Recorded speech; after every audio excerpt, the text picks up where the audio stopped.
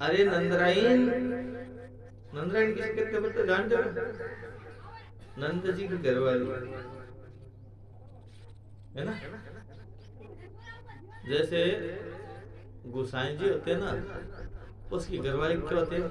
गोसाई, है ना। और पंडित जी होते हैं, उनकी घरवाली क्या होते हैं? पंडिताई, है ना। आइन से बदला लगता है, जोड़ते हैं इसको, पलते कहते हैं, आइन पलते लगा करके लिंग परिवर्तन। तो वहां पे नंद की पत्नी थी, इसलिए उसको क्या कहते हैं? अरे नंदरायन बाहर निकल, अरे ओ नंदरायन, अरे नंदरायन क्या कर रही हो? अरे अपने गेट को खोलो, देखो अपने बालक की करतूतें, बाहर निकलो, इसने पूरे नंदग्राम को सताया है, आज ये मेरे हत्थे चढ़ाए।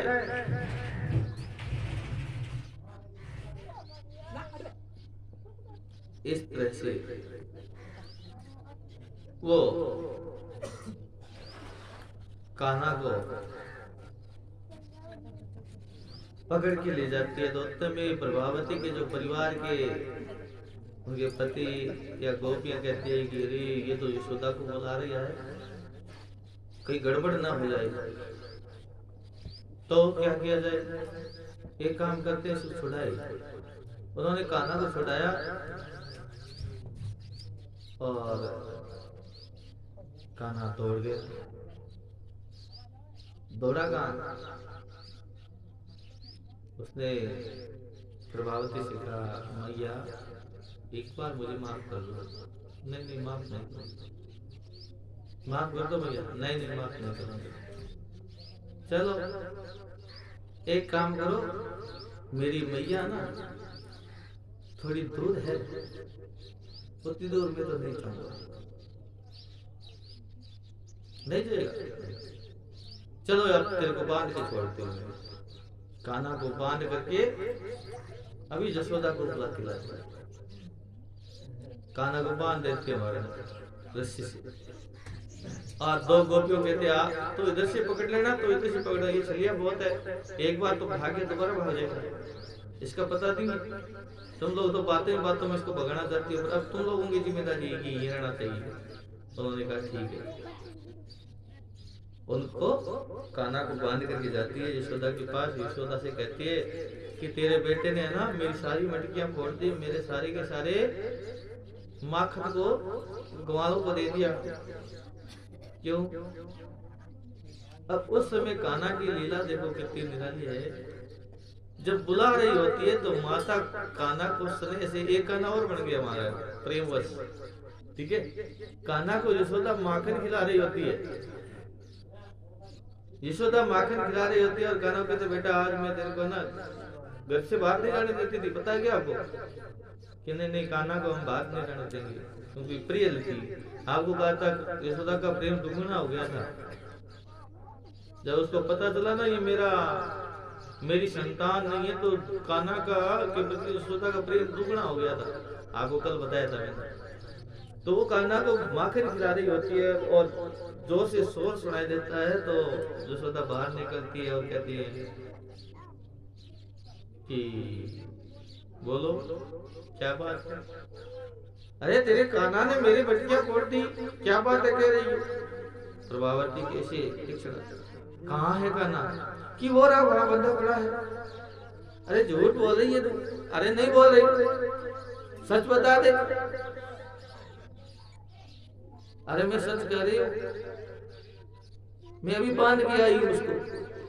बांध के आई है? हाँ बांध के आई हूँ। चल मेरे साथ है, तू बताती हूँ। बांध के आई है? हाँ बांध के आई हूँ। चल बताती हूँ। हाथ पकड़ के उस प्रभावती को ले जाती कि ये कौन है देख, ये जो माखन खा रहा है ये कौन है? तू बांध के आई है उसको, तो ये कौन है? अब प्रभावती वहीं चक्कर खा जाती है। मैं तो एक क्षण ही नहीं हुआ उसको छोड़ के आई थी बांध के, इतनी देर में ये माखन खा रहा है। ये अभी अभी दौड़ा दौड़ा आया होगा छुप करके। नहीं, ये सवेरे का बैठा है मेरे पास, ये तो मेरे साथ ही था। तो बड़ी झूठी है जो प्रभावती। वहां प्रभावती की यशोदा की लीला होते हुए झगड़ा होता है, प्रभावती दुखी होकर भी चली जाती है। पर कहीं यशोदा के मन में आती है कि नंदराज जी कहते हैं कि ये बड़ा दिव्य है, अलौकिक है, ईश्वर का रूप है, कहीं ये कोई लीला तो नहीं कर रहा है। यशोदा समझ आती कि हो सकता है ये जुआ जाता होगा। अपने इसको कहते इसको बांध कर रखते। अब इधर उधर देखो, अपना घर के अपना बच्चा ना किसी के घर में खा करके आता है ना, तो माँ से सहन नहीं होता। सहन होता है कि माताओं, आपका बच्चा दूसरे के घर में खा के आ जाता है, वो बिगड़ पूछे, और वो और आता है आपके पास उल्हाना। हिंदी में उल्हाना कहते हैं, मारवाड़ी में कोई लोग ओलमा बोलते हैं। ओलमा बोलते हो क्या? तो वो ओलमा आता है, तो उस ओलमे को सहन कर सकते हो क्या आप? माताओं से सहन नहीं होता और नहीं पिता से सहन होता।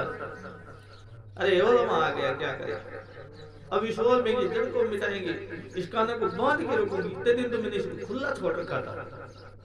आओ झूठ मूठ का गुस्सा करती है और औंख लेके काना को बांध देती है महाराज। काना को औंख लेके बांध दिया महाराज। अब औंख लेके बांध देते हैं। पूर्व जन्म में जो जय और विजय नाम के जो ब्रह्मा जी के पार्षद थे, उनको एक बार श्राप लग गया था। उस श्राप के कारण उनको पशु पक्षी की पेड़ की योनि मिली थी महाराज। पेड़ की, वृक्ष की योनि। और उनका जड़ बन जाओ, जड़ का मतलब पेड़ बन जाओ, पेड़ बन की योनि बनी थी। और पेड़ की योनि से मुक्त होने के लिए उन्होंने उपाय पूछा। तो ब्रह्मा जी ने कहा उपाय यही है कि श्री कृष्ण आकर के आपको उखाड़ेंगे, तब जाकर के आपका उद्धार होगा। और वो ऊँख लेके बंधे हुए कृष्ण, देखो भगवान को लीला करनी हो तो कैसे ही कर सकते हैं। कहाँ प्रभावती गोपी से झगड़ा और कहाँ उन दोनों का उद्धार होना। बांध करके राधा क्या यशोदा चली जाती है, और वहां पे काना सरकते सरकते, उंगली गोल होते हैं, सरकते सरकते कोशिश करते करते कोशिश करते करते करते करते करते करते करते करते उन पेड़ों के पास पहुंच जाते हैं। और पेड़ों के पास जाकर के ऐसे उन पेड़ों को उखाड़ते हैं कि वो दोनों पेड़ उस ओखली में फंस करके धड़ाम से एक झटके के अंदर। भगवान की लीला अपरंपार होती है महाराज। छोटा सा बालक था परंतु त्रिलोकी का मालिक था। तो वहां पर उसने दोनों पेड़ों को उखाड़ा और उन दोनों पेड़ों से वो दिव्य आत्माएं निकली और उन्होंने कहा, हे ईश्वर, आपने तो हमारा उद्धार कर दिया, हम धन्य हो गए। और भगवान तो इतना ही चाहते थे, सब उनका भला करने के लिए तो आए थे। कहते परितारणाय साधुना विनाशाय चतुष्कृताम। साधु यानी सज्जन लोगों का परितारण करने के लिए, उनकी रक्षा करने के लिए और दुष्टों का नाश करने के लिए भगवान आते हैं।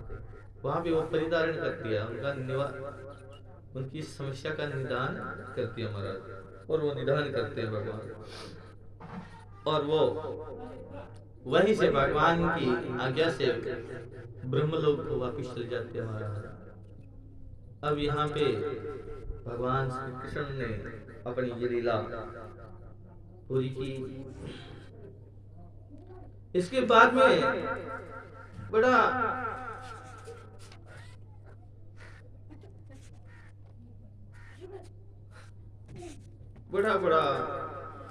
महात्म्य कृष्ण लीला का। पूतना का भी उद्धार किया। देखो पूतना का उद्धार एक बार आपको पुनः बता देता हूँ। पूतना राक्षसी थी, उसने क्या किया कि कृष्ण को गुजरी बन के आई थी और गुजरी बन करके काना को भिंडा देना होता ना, झूला झुलाना, इस झूलना नाना को कहते हैं आपके यहाँ पे। पर वहां पे झुला रही थी और झुलाते झुलाते यशोदा को कहा कि भैया तुम स्नान करके आ जाओ, इतनी देर में मैं इसकी रक्षा करूंगी, इसको छोटा बच्चा है। जो ही यशोदा अपने कार्य को करते करते स्नान करके नहीं गई, उतना में पूतना उस बच्चे को लेकर के निकल जाती है, आकाश मार्ग में चलती चलती अपने स्तन का यानी स्तन में स्तन का दूध पिलाती है। वास्तव में वो दूध नहीं था, जहर था। उस जहर का पान कराती है। छोटे बच्चे को जहर का पान कराने से तो तुरंत मृत्यु को प्राप्त हो जाता है महाराज, परंतु वहां मृत्यु को जीतने वाले वैकुंठ के अधिपति बैठे थे। तो उन्होंने कहा ठीक है, पूतना आई है तो अच्छी बात। उन्होंने पूतना के स्तन का पान किया, और स्तन का पान करते हैं तो ऐसे करते हैं कि पूतना के प्राणों को भी खींचने लग जाते हैं। कहाँ वो विष पिला रही थी और स्तन का पान करते करते पूतना के प्राणों को पी रहे हैं भगवान। और वहां पूतना का जो वास्तविक स्वरूप उजागर होता है तो पूतना कर्राहती है और चिल्लाने लगती है। तब कान्हा कहते हैं अरे मौसी तुम्हें पीड़ा हो रही है? क्या कहते हैं मौसी? मौसी मौसी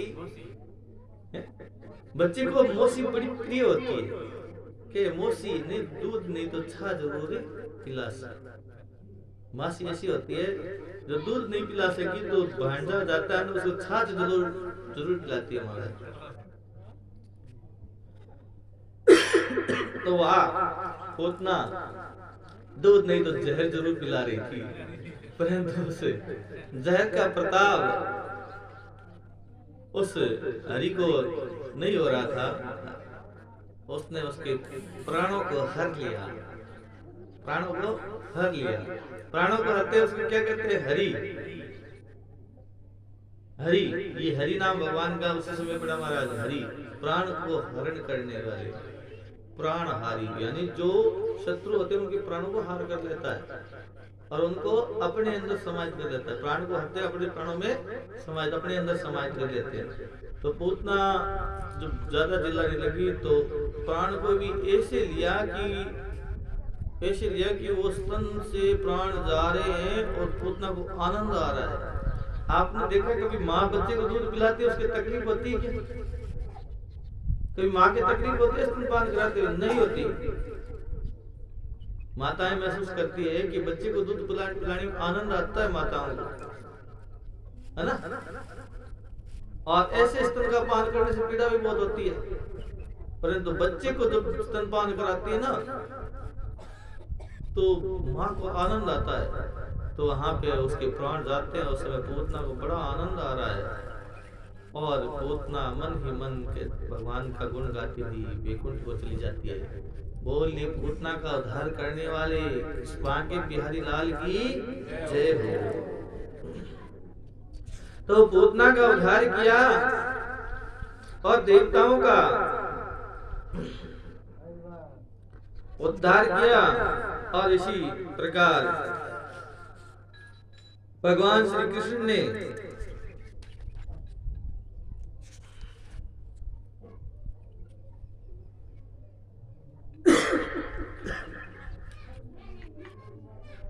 गोपियों का मोह मिटाने का भी प्रयास किया। अब वैसे तो दुर्योधन को भी भगवान ने प्रसन्न किए थे, परंतु बीच में माया का आवरण था, उसको उद्धार नहीं हुआ। दुर्योधन के पास भी गए थे ना, गए नहीं थे, परंतु दुर्योधन उनके वास्तविक स्वरूप को नहीं देख सका, क्योंकि वो तो मद से अंधा था महाराज। मदांध था, नशा था उसको अपनी ताकत का, दानवीर कर्ण का, पितामह भीष्म का और हस्तिनापुर के राजकुमार होने का। उस घमंड में मद की माया में फंसा, उसको देख नहीं सका, उसलिए उसका उद्धार नहीं हो सका। रसखान ने कहा है, देखो रसखान जी है ना, अच्छे भक्त हुए भगवान के। उन्होंने कहा कि शेष महेश गणेश दिनेश सुरेश जाय निरंतर पाहु। शेष महेश गणेश दिनेश सुरेश जाय निरंतर पाहु। जाहि अनादि अनंत अखंड अछेद अभेद सुवेद बतावे। जाहि अनादि अनंत अखंड अछेद अभेद सुवेद बतावे। नारद से सुख व्यास रटे पच, नारद से सुख व्यास रटे पच। हार गए तुनि पार न पावो, हार गए तरु पार न पावो। ताई हरि की सोहरिया छछिया बरी छाछ पे नाच नचाओ। ताही अहीर की छोहरिया छछिया बरी छाछ पे नाच नचाओ। बड़ी सुंदर बात रसखान ने अपने रस काव्य में कहा कि शेषनाग महेश भगवान शंकर गणेश जी और सभी देवताओं, इंद्र आदि देवताओं ने, ब्रह्मा जी ने जिसको निरंतर भजन किया है, जिनको भजते रहते हैं ये, और उस आदि अनादि, आदि मतलब शुरुआत, अनादि जिसका अंत नहीं है, अनंत, अनंत जिसका अंत नहीं है, अनादि सबसे पुराना है, और अखंड जो कभी खंडित नहीं होता, और अछेद जिसको पार नहीं किया जा सकता, छेदन नहीं किया जा सकता, अभेद जिसका भेद नहीं प्राप्त किया जा सकता, और सुवेद बतावे। ऐसी परमात्मा की छवि को कौन बताते हैं? अच्छे अच्छे जो वेद है, चार वेद। वेद कितने? चार। ऋग्वेद, यजुर्वेद, सामवेद और अथर्ववेद। इन चारों वेदों में एक ही बात कही है, परमात्मा ब्रह्म सत्य जगत मिथ्या, ब्रह्म सनातनम, ब्रह्म अखंड, ब्रह्म अखंड है, ब्रह्म सनातन है, ब्रह्म अभेद्य है, और ब्रह्म अनादि है, ब्रह्म अनंत है, और ब्रह्म अभेद्य है। इस प्रकार से भगवान की लीलाओं को कौन बताते हैं? वेद बताते हैं। कभी कहते हैं कि व्यक्ति अगर वेद का पढ़ने वाला हो जाए तो उसकी कोई कमी नहीं रहती। वेद को पढ़ना जरूरी होता है, उसका मनन करना जरूरी होता है। आपको एक बात बता देता हूँ कि एक जम्बेश्वर साहित्य है जो कि शायद बाड़मेर में शायद ये उपलब्ध होगा, ये मुकाम में जम्बेश्वर साहित्य है, उसको कभी पढ़ने का अवसर मिले तो जम्बेश्वर साहित्य के अंदर पूरे वेदों का जो सार निकाल कर जमवंश ने एक साहित्य रचना की महाराज। आपको शायद ज्ञान नहीं होगा, मैंने उस साहित्य के कुछ अंशों को पढ़ा था, अभी मेरे को याद तो नहीं है, पर जो मैंने वेद पढ़ा, मैंने वेदों का अध्ययन किया, तो जो वेदों में जो बात है ना, वो सारी की सारी बातें जम्बेश्वर साहित्य में भी मिलती है। और गुरु नानक की जो गुरुवाणी बनी हुई है, आप देखी होगी, गुरु नानक की गुरुवाणी, उसमें भी वही चीज है। और गुरु नानक का और जम्बेश्वर का लिखा हुआ तो लगता है कि दोनों ने एक ही लिखा है। गुरु नानक का और जम्बेश्वर का लिखा हुआ लगता है एक जैसा ही लगता है, अगर इसका हिंदी अनुवाद करें ना तो सेम सेम ही लगता है। तो इसे चरित्रार्थ होता है कि वेदों की बात ही जम्बेश्वर ने बताई और वेदों की बात ही गुरु नानक जी ने बताई। सिखों को, सिख भी संप्रदाय है, जम्बेश्वर संप्रदाय है, सारों को ना ज्ञान अंत में वेदों से ही प्राप्त हुआ है ना। सभी वेदों के जानकार थे, उन्होंने लिखा था महाराज।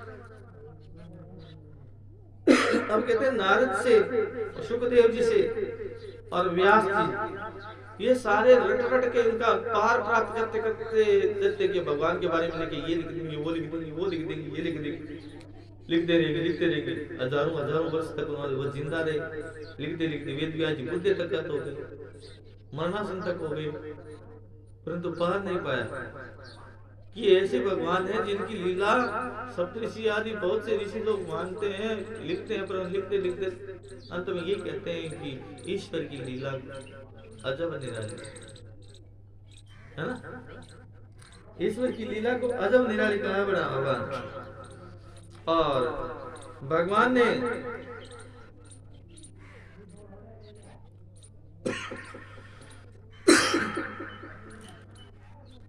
अपनी लीला, थोड़ा पानी पिलाने वाला कोई हो तो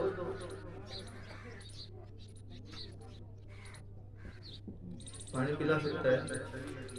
उस ईश्वर को क्या है, गर्म हो तो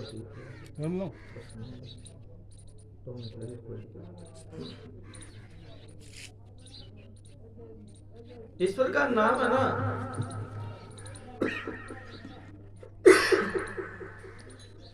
बड़ा मुक्तिदायक है भगवान। उसके नाम का बखान जैसे भी करें हम, जैसे भी करें कर सकते हैं। उस भगवान को गोपियों ने छाछ के बल पर जीत लिया। उस भगवान को कोई नहीं जीत सका, उस भगवान को गोपियों ने जीत लिया था। आपको पता है क्या किस कारण? प्रेम के कारण, भक्ति के कारण, प्रेमा भक्ति के कारण गोपियों ने उस भगवान को जीत लिया था। और बड़े बड़े ऋषि मुनि हार गए थे। उद्धव जी वो चरित्र लेके आए थे कि हम तो लाए हैं जोग का संदेश, तुम हमारी बात सुन लो, जोग का संदेश देंगे। तो जोग का संदेश नहीं मानी।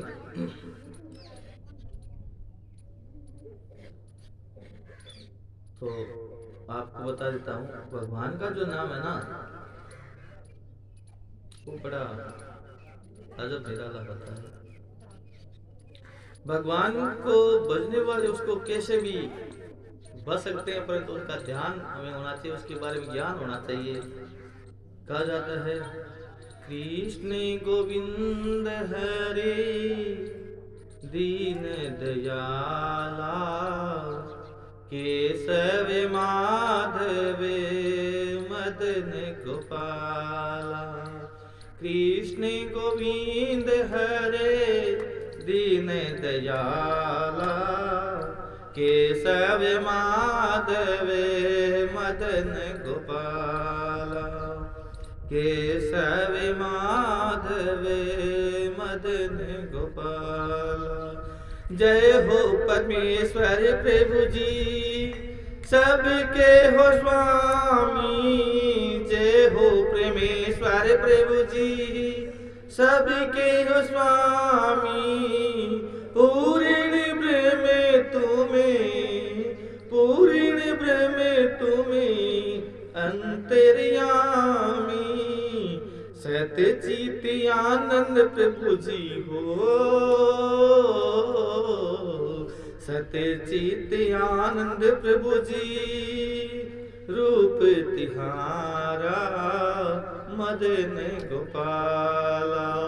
कृष्ण गोविंद हरे दीन दयाला, केशव माधव मदन गोपाला। यहाँ भगवान का कहते तू अंतर्यामी हो, सतचित आनंद आप हो। बाद में कहते ब्रह्मा रूप धार सारी सृष्टि को रचाई। ब्रह्मा रूप धार सारी सृष्टि को रचाई। विष्णु का बाना धर के, विष्णु का बाना धर के कीनी प्रीति पाई। जगत निवारण कारण, जगत निवारण कारण शिव मत भाला मदन गोपाला। कृष्ण गोविंद हरे दीन दयाला, केशव माधव मदन गोपाला। कहते ब्रह्मा का रूप धार करके आपने सृष्टि को रचाया है और विष्णु का चोला धर करके सृष्टि का प्रतिपालन किया है, सृष्टि को संतुलित बना कर रखा है। और इस जगत में अत्याचार और अन्याय बढ़ जाता है तो सेट नहीं रहता पूरा मामला, तो उसको मामले को पूरा निपटान करने के लिए कोई विरोधी सत्ता ना आ जाए, उसको निवारण करने के लिए आपने शिव का रूप धारण किया। कहते हैं विश्व के माता पिता ईश्वर तो ही हो, विश्व की माता पिता ईश्वर तुम ही हो, गुरु सखा स्वामी जगदीश्वर तुम ही हो। गुरु सखा स्वामी और जगदीश्वर तुम ही हो। क्या कह रहे हैं?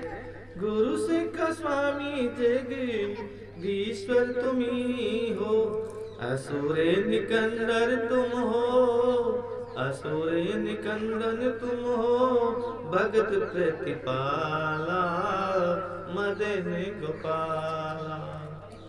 यहाँ तक आपको पता चला कि विश्व के माता पिता ईश्वर तुम हो, ठीक है, और जगत के निवारक भी तुम ही हो, गुरु भी आप ही हो, मित्र भी आप ही हो, स्वामी भी आप ही हो और देवता भी आप ही हो। आप क्या हो? भक्तों की प्रतिपालक हो। भगत जितनी प्रिय रखते हैं ना उसका पालन करने वाले। अब कहते हैं तीसरी लाइन में कि जब जब धरे में गठे जग माही, जब जब धरे में गठे जग माही, पापी वो असुर बैठे अधमाई, पापी वो असुर बैठे अधमाई, घोसुर भूमि हित हो, घोसुर भूमि हित प्रगटे कृप पाला, प्रगटे कपाला दीन दयाला। कहते हैं कि जब जब धर्म घटता है जग में और तब तब असुर अधम अन्यायी लोग की बहुलता हो जाती है, तब आप क्या करते हो?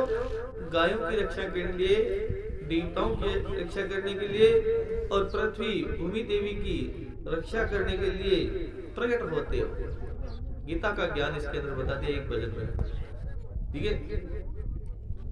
कहते हैं जय हो नारायण विष्णु, जय हो नारायण विष्णु, हर घटवासी, देवन की देवा तुम हो अजर अविनाशी। जय हो नारायण विष्णु, हर घटवासी, देवन के देवा तुम हो अजर अविनाशी। प्रेम से गोपाल तेरी हो, प्रेम से गोपाल तेरी, जपे नित्य माला दीन दयाला। कृष्ण गोविंद हरे दीन दयाला, केशव माधव मदन गोपाला। कहते हैं देवों के देव हो आप और घट घट में निवास करने वाले विष्णु आप हो, और प्रेम से गोपाल, यानी हम सभी, हमारे गोपाल जी भार्गव नाम के एक कवि है हमारे ग्राम लोकसर में, उनका लिखा हुआ गीत है। मेरा तो नाम मदन गोपाल है महाराज, गोपाल नहीं। ठीक, आप सोचते हो मैंने लिख दिया, मैंने नहीं लिखा। मेरा नाम मदन गोपाल है और उनका नाम गोपाल जी भार्गव है। उन्होंने इस गीत की रचना की है। तो बहुत ही अच्छी रचना की कि गोपाल रोजाना इनका इसका जप करता है इस नाम की, ये कृष्ण नाम की माला का रसपान करता है, जपता है, जिससे उसके जीवन के सारे क्लेश दूर हो जाते हैं। आपको भी इस भागवत का आज के दिन का संदेश कि कृष्ण गोपाल, मदन गोपाल, मेरा नाम न लेकर के भगवान का नाम है वो लेना है, मेरा नाम नहीं लेना, भगवान का नाम लेना। भगवान का नाम लेकर के आप अपने जीवन को सार्थक कर सकते हो। और हो सकता है मेरे माँ बाप ने अपने उद्धार करने के लिए ये भगवान का नाम मेरे ऊपर रखा है, तो मेरा नाम बहुत बार उन्होंने लिया, तो उनका भी उद्धार हुआ होगा। कोशिश उनकी यही रही होगी। तो आपको पता है मेरे पिताजी ने मेरा नाम मदन गोपाल रखा, और मेरे से जो बड़े भाई हैं उनका नाम दीनदयाल रखा हमारा। ठीक है, उनसे जो बड़े भाई ना, धीरे धीरे सारों के बारे में बता रहा हूं, उनसे बड़े भाई थे, उनका नाम प्रभु दयाल रखा है। ठीक है, यहाँ पे बात उठते नहीं, 4 भाई हैं, और उनसे जो बड़े हैं ना उनका नाम रखा है राम अवतार। उनका नाम रखा है राम अवतार। हम 4 बेटे हैं, माता हमारी सुंदर है, हमारी माँ का नाम सुंदर देवी, तो माता हमारी सुंदर है, और पिता का नाम मुकनाराम। मुकनाराम का मतलब क्या होता है? मुकुंद, प्रसन्न रहने वाले राम, प्रसन्न रहने वाले राम। तो मेरे पिता हमेशा प्रसन्न रहते थे, तेजा गाते थे। तेजा होता है तेजा, लाग्यो लाग्यो जेठ आषाढ़ खबर तेजा रे, बड़ा सुंदर तेजा गाते थे। मेहनत कम होती थी, थोड़े शरीर के कष्टकाय थे, कमजोर थे। तो उनको जो गांव में क्या होता था, आजकल तो सिस्टम अलग हो गया, गांव में सिस्टम होता था कि तेजा गा करके खेत की जो लावणी क्रिया करते थे, आज शायद ही करते हैं लोग, करते हैं कि यहाँ पे